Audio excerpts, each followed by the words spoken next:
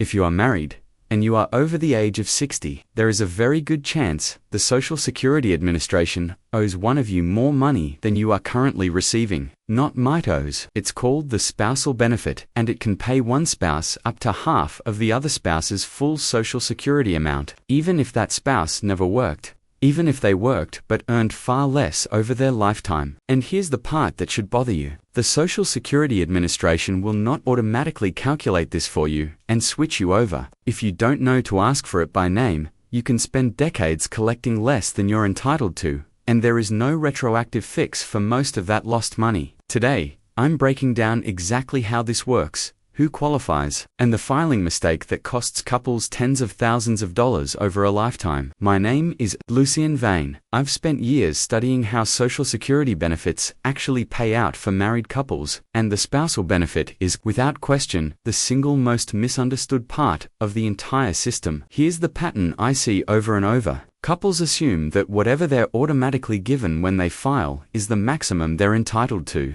It almost never is. Here's the foundation you need to understand first. When you're married, you are always entitled to your own Social Security benefit based on your own work record, but you're also entitled to a spousal benefit, up to 50% of your spouse's full retirement amount. The Social Security Administration pays you whichever number is higher, not both added together. Whichever is higher. Let me give you a real example. Say one spouse worked a long career and their full retirement benefit comes out to $3,200 a month. The other spouse worked part-time for years, raised kids, and their own benefit, based on their work record, comes out to only $900 a month. 50% of the higher earner's benefit is $1,600.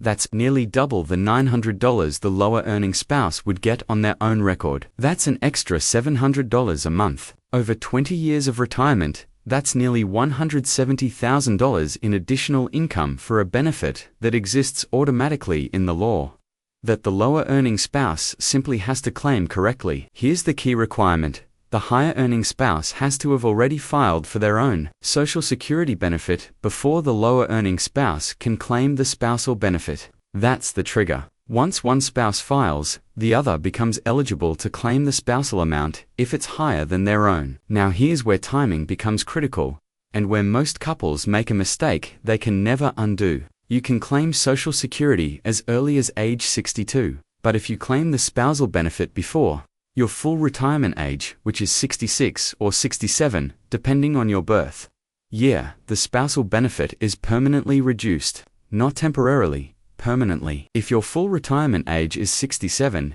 and you claim the spousal benefit at 62, instead of getting 50% of your spouse's benefit, you might only get around 32.5%. That reduction applies for the rest of your life. There's no catch-up later. This is the single most expensive mistake I see. A couple gets to 62.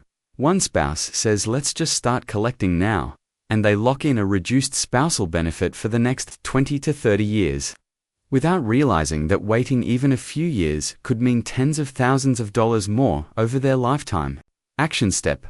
Before either spouse files, get both of your full retirement age numbers from the Social Security Administration and run the comparison for both early and full retirement age claiming. This single calculation can be worth a 5-figure difference. Now here's the part of this video that surprises almost everyone, including people who think they already understand Social Security. If you are divorced, you may still be entitled to a spousal benefit based on your ex-spouse's earnings record. Here are the requirements. The marriage has to have lasted at least 10 years. You have to currently be unmarried, and you have to be at least 62 years old. If you meet those 3 conditions, you can claim up to 50% of your ex-spouse's full retirement benefit. And here's the part that genuinely surprises people. Your ex-spouse does not need to know you filed. It does not affect their benefit at all.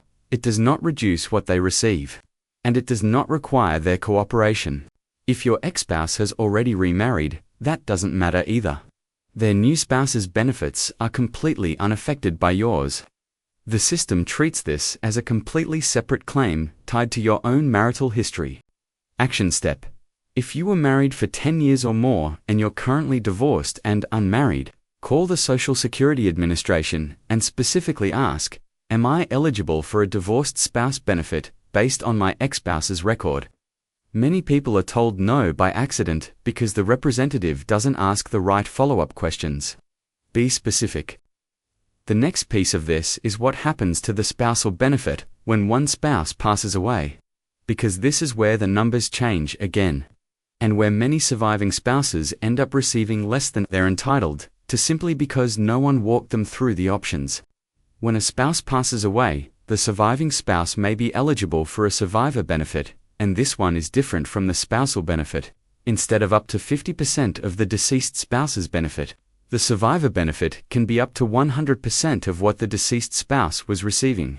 If the surviving spouse's own benefit is lower than what their deceased spouse was receiving, they can switch to the survivor benefit and receive the full amount their spouse was getting. This applies to divorced surviving spouses too, under the same 10-year marriage rule we just covered. Here is the critical point. This switch does not happen automatically. The surviving spouse has to contact the Social Security Administration and specifically request the switch to survivor benefits. If they don't, they may continue receiving their own smaller benefit indefinitely. Now, let's talk about the mistake that costs couples the most money. And it happens at the very first step, the moment a couple decides who files first and when.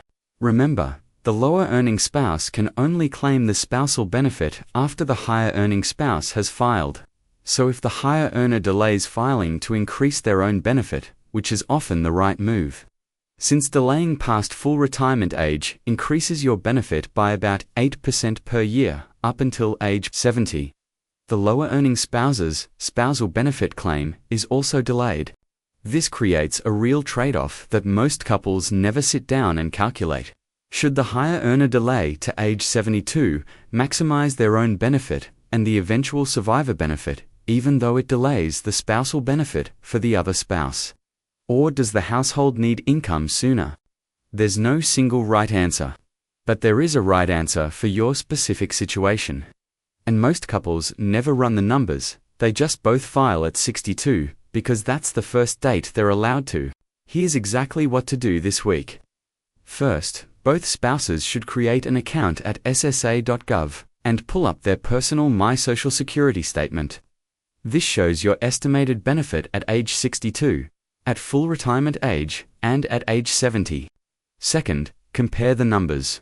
Take 50% of the higher earner's full retirement age benefit and compare it to the lower earner's own full retirement age benefit. If 50% of the higher number is bigger, that's the gap we've been talking about. Third, call the Social Security Administration directly and ask, based on my spouse's benefit, am I eligible for a spousal benefit, and how would that compare to my own benefit at full retirement age? If you're divorced, ask the divorced spouse version of that same question. The spousal benefit, the divorced spouse benefit, and the survivor benefit are not loopholes. They are not special programs you have to qualify for through hardship. They are written into the same law that created Social Security itself. The only reason most couples never use them correctly is that the system doesn't proactively walk you through the comparison. It pays you what you ask for, and most people only ask for what they assume is the default. If this was useful, hit subscribe. I cover Social Security and retirement benefits like this every week, the rules that exist but that almost nobody explains clearly. And if you're married, or you know someone who is divorced after a long marriage and living on a single income, share this with them. The conversation it starts could be worth tens of thousands of dollars over their retirement. I'll see you in the next one.